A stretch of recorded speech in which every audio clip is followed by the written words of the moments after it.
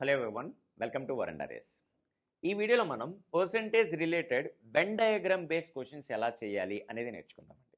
So Venn diagram base చేసేటప్పుడు first concept ఏంటి జాగ్రత్తగా చూడన్నా. మనం ఒక వాల్యూని డిస్ట్రిబ్యూట్ చేయాలనుకున్నాను. The value become a total. So ఒక టోటల్ అనే వాల్యూని రెండు పారామీటర్స్ని డిస్ట్రిబ్యూట్ చేయాలనుకున్నాను. ఇప్పుడు జాగ్రత్తగా చూడమ్మా. ఎప్పుడైనా ఒక సర్కిల్ ఇచ్చి ఏ రిప్రజెంట్ చేశారంటే ఈ సర్కిల్ యొక్క మొత్తం విలువ ఏతో ఈక్వల్ అని అర్థం అండి. సో ఇన్సైడ్ ఈ మొత్తం స్పేస్ యొక్క విలువ ఏ అని అర్థం అమ్మ. మరలా ఇంకొక సర్కిల్తో ఇంటర్ కాంటాక్ట్ చేస్తానండి. జాగ్రత్తగా చూడమ్మా. బి అనే సర్కిల్ పెట్టానంటే అర్థం ఏంటి? ఈ సర్కిల్ లోపల రిప్రజెంట్ చేసిన మొత్తం వాల్యూ దేనికి సమానం అండి? బికి సమానం. అయితే రెండు సర్కిల్కి ఇంటర్ కాంటాక్ట్ అయినప్పుడు రిప్రజెంటేషన్ ఎలా ఉంటుంది? జాగ్రత్తగా చూడమ్మా. ఇది మొత్తం ఏ అయితే ఈ పర్టికులర్ స్పేస్, జాగ్రత్తగా చూడండి, ఈ పర్టికులర్ స్పేస్ ఏదైతే ఉందో అది ఓన్లీ ఏకి మాత్రమే సంబంధించింది. చూడండి అమ్మ, ఈ లోపల మనం డార్క్ చేసిన సర్కిల్లో ఏకి తప్ప దే పోర్షన్తోనే ఇంటర్ కాంటాక్ట్ లేదు. అదేవిధంగా ఈ పర్టికులర్ పోర్షన్ చూస్తే ఇది ఎవరికి మాత్రమే సంబంధించిందండి? ఓన్లీ బికి మాత్రమే సంబంధించింది. ఇప్పుడు ఈ పోర్షన్ అనేది కామన్ పార్ట్, ఏకి బికి కామన్ పార్ట్ కాబట్టి మనం ఏమని చెప్తామంటే ఓన్లీ ఏ అండ్ బి అని చెప్తాం. ఏబికి కంబైన్డ్ మాత్రమే. ఇది ఏ అనేది ఇండివిజువల్ మాత్రమే, బి ఇండివిజువల్ మాత్రమే, ఇది ఏబికి కంబైన్డ్ పార్ట్ మాత్రమే. నువ్వు డిస్ట్రిబ్యూట్ చేసినప్పుడు టోటల్లో ఏదైనా వాల్యూ మిగిలిపోతే మనం దాన్ని ఏమంటామండి? నన్ అంటాం. అంటే జాగ్రత్తగా చూడమ్మా, ఇన్సైడ్ డిస్ట్రిబ్యూషన్ ఎప్పుడు పాజిటివ్ ఉంటుంది. ఒక టోటల్లోంచి పాజిటివ్ తీసేస్తే మిగిలిన దాన్ని మనం ఏమంటామంటే నెగిటివ్ అంటాం. ఫర్ ఎగ్జాంపుల్ నీ క్వశ్చన్లో ఏమడుగుతారంటే what is the value of A అంటాడండి. ఏ యొక్క విలువ ఎంత అంటే ఆన్సర్ ఏంటమ్మా? A is the combination of only A plus only AB. అదేవిధంగా what is the value of B? B వాల్యూ అంటే ఆన్సర్ ఏంటమ్మా? Only B plus only AB. Then what is the total value అని అడుగుతారండి. టోటల్ వాల్యూ దేనికి equal అవుతుంది? జాగ్రత్తగా చూడడం. ఇప్పుడు టోటల్ వాల్యూ దేనికి ఈక్వల్ అవుతుందంటే total value is equal to only A plus common part of AB only AB plus next one only B plus and positive distribution అయిన తర్వాత ఏదైనా మిగిలితే దాన్ని ఏమంటామండి? నన్ అంటాం. అంటే ఎప్పుడైనా టూ వేరియబుల్స్ని డిస్ట్రిబ్యూట్ చేసినప్పుడు నీ కాన్సెప్ట్ అనేది ఎలా స్ప్లిట్ చేసుకుంటే సింప్లిఫికేషన్ అనేది ఈజీ అవుతుందండి. ఇప్పుడు క్వశ్చన్స్ ఎలా అడుగుతాడు, ఎలా డిఫైన్ చేస్తాం? జాగ్రత్తగా చూడమ్మా.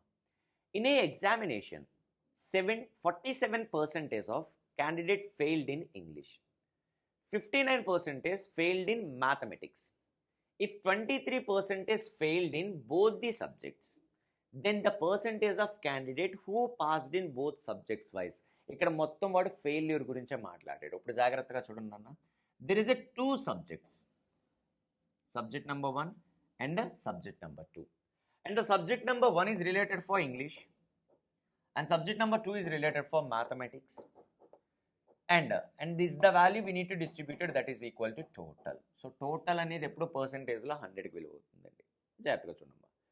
47% క్యాండిడేట్ ఫెయిల్డ్ ఇన్ ఇంగ్లీష్ అనండి అన్న. Failed in English means outer circle గురించి చెప్తున్నాడు. అంటే ఈ సర్కిల్ యొక్క విలువ ఎంటైర్ నెగిటివ్ వాల్యూ ఎంత అవుతుందన్న? 47% అవుతుంది. అదే ఓన్లీ ఇంగ్లీష్ అన్నాడు అనుకో, నువ్వు లోపల రిప్రజెంట్ చేసుకోవచ్చు అమ్మా. నెక్స్ట్ వన్ ఏమన్నాడు? 59% failed in mathematics. So mathematics యొక్క విలువ అవుటర్ వాల్యూ గురించి మాట్లాడుతున్నాడు. ఓన్లీ అంటే లోపల గురించి మాట్లాడుతున్నాడు. దాని విలువ ఎంతమ్మా? 59%. That is the 59%. తర్వాత if 23% failed in both the subjects. చూడండి అమ్మా, బోత్ ది సబ్జెక్ట్స్లో ఫెయిల్ అయిన వాళ్ళ విలువ ఎంత అండి? 23%. ఇప్పుడు జాగ్రత్తగా చూడండి. ఒకవేళ క్వశ్చన్లో ఓన్లీ ఇంగ్లీష్ మాత్రమే ఫెయిల్ అయిన వాళ్ళ గురించి కావాలంటే జాగ్రత్తగా చూడండి అన్న. ఈ సర్కిల్ మొత్తం 49, దానిలో 2 పార్ట్స్ ఉన్నాయి. ఒక పార్ట్ 23 అయితే అదర్ పార్ట్ ఎంత అవుతుంది? ఒక పార్ట్ 23 అయితే అదర్ పార్ట్ ఎంత అవుతుందమ్మా? 24% అవుతుంది. ఎందుకంటే ఈ రెండింటిని యాడ్ చేస్తే దాని యొక్క వాల్యూ 47 అవ్వాలి. అదేవిధంగా మ్యాథమెటిక్స్ మొత్తం 59 పార్ట్స్ ఉంది. 59లో మరలా 2 పార్ట్స్ ఉన్నాయండి. ఒక పార్ట్ 23 అయితే అదర్ పార్ట్ ఎంత అవుతుంది? జాగ్రత్తగా చూడండి అన్న. ఎంత వాల్యూ అవుతుందన్న? 36. ఎందుకంటే 59 మైనస్ ఆఫ్ 23 చేస్తే సరిపోద్ది. ఇప్పుడు ఓవరాల్గా చూడండి అన్న. ఓవరాల్గా ఫెయిల్యూర్ వాల్యూ ఏమవుతుంది? ఎందుకంటే ఇది నెగిటివ్ వాల్యూ కాబట్టి 24 ప్లస్ 23 ప్లస్ 36. లేదు సార్ ఇలా ఎడిషన్ చేయడం కన్నా జాగ్రత్తగా చూడమ్మా. ఈ రెండిటి యొక్క ఆక్యుపెన్సీ నువ్వు ఎడిషన్ చేయకుండా నీకు అవుటర్ వాల్యూ తెలుసు, దాని వాల్యూ ఎంత నాన్న 47%. సో ఎందుకంటే ఇది ఈ రెండు కాంబినేషన్ చేస్తే ఈ వాల్యూ కదా వస్తుంది, మళ్ళీ ఎడిషన్ చేయడం టైం వేస్ట్ కదా. ఇంకా ఎక్స్ట్రాగా వాల్యూ ఎంత ఉందండి 36% ఉంది. ఇప్పుడు జాగ్రత్తగా చూడండి అమ్మ, రెండు యాడ్ చేస్తే నీకు ఎంత 40 + 30 70, 7 + 6 13 అంటే ఎంత పర్సెంటేజ్ అమ్మ 83% అవుతుంది. అంటే అవుట్ ఆఫ్ 100% ఫెయిల్యూర్ వాల్యూ 87% అయితే రెండు సబ్జెక్టులో పాస్ అయిన వాళ్ళు విలువ కావాలంటే మీకు ఆన్సర్ ఎంత అవుతుందండి 100 - 83%. 100 - 83% యొక్క విలువ ఎంత అవుతుందమ్మా 17% అవుతుంది. అది డిస్ట్రిబ్యూటెడ్ అండి. ఎప్పుడైనా టూ వేరియబుల్స్ని డిస్ట్రిబ్యూట్ చేసే వెన్ డయాగ్రామ్ బేస్ కాన్సెప్ట్ అనేది ఇలా ఉంటుంది. Next question number 2. In examination 58% of student passed in mathematics. ఇక్కడ పాస్ గురించి మాట్లాడుతున్నాడు. సో మ్యాథ్స్లో పాస్ అయిన వాళ్ళు అన్నారంటే వాడు అవుటర్ వాల్యూ గురించి మాట్లాడుతున్నట్టు.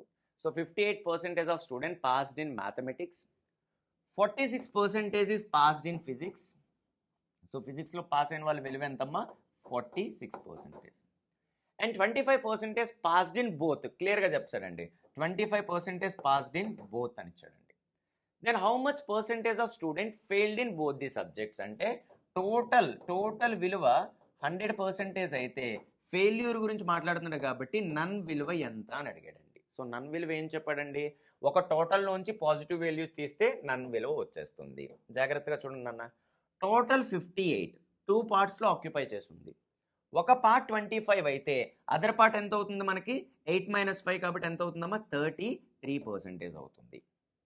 నెక్స్ట్ విలువ కంబైన్డ్ పార్ట్ మొత్తం ఫిజిక్స్ అనేది 46 అయితే ఒక పార్ట్ 25 అయితే అదర్ పార్ట్ ఎంత అవుతుందమ్మా 21% అవుతుంది. ఇప్పుడు టోటల్ పాస్ గురించి మాట్లాడుతుంది. టోటల్ పాస్ విలువ ఎంత అవుతుందండి, ఈ మొత్తం కలిపితే ఈ రెండు కలిపితే నీకు వచ్చేది 58.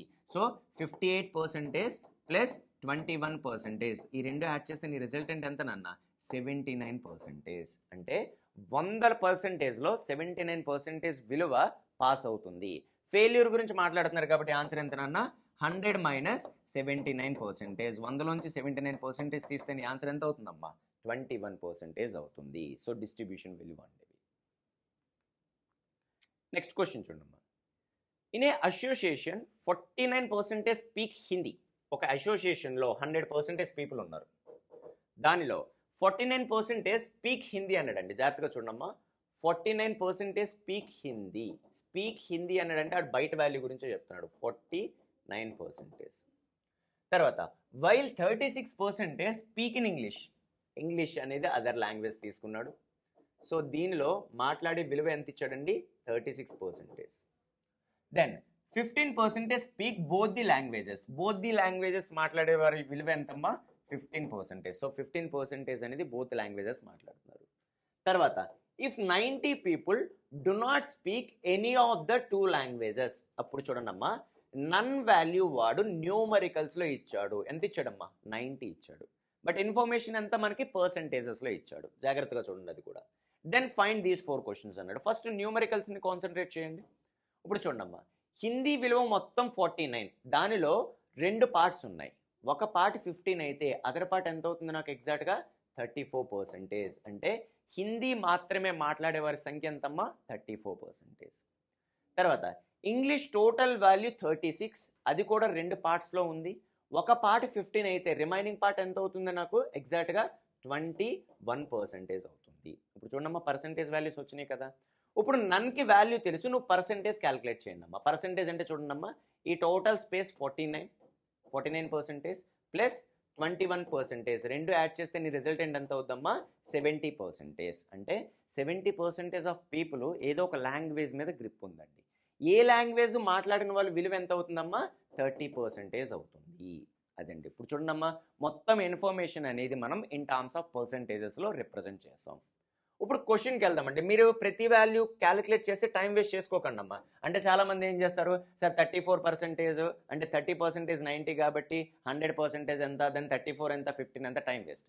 క్వశ్చన్లో మనకు కావాల్సిన ఇన్ఫర్మేషన్ తీసుకుందాం. Question find the total number of people అన్నాడండి. టోటల్ నెంబర్ ఆఫ్ పీపుల్ అంటే కంపారిజన్ చూడండి అన్న.